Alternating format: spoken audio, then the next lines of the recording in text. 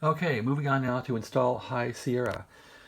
I have High Sierra on this little USB key here, which you can see right here. So High Sierra is on there.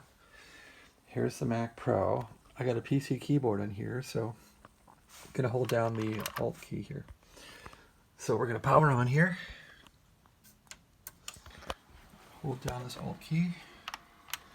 Alt key is held down. And let's watch the screen for there's the chime. Let's watch the screen for the boot choices. Again, I've got the Alt key held down, which is the same as Option key on an Apple keyboard. I don't have an Apple keyboard around here right now. Okay, there we go.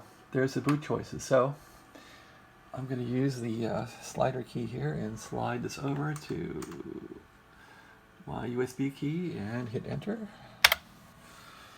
And that's it. That's how to get your boot started to install High Sierra on a Mac Pro 2010 with 5.1 firmware. Thanks for watching. Have a great day.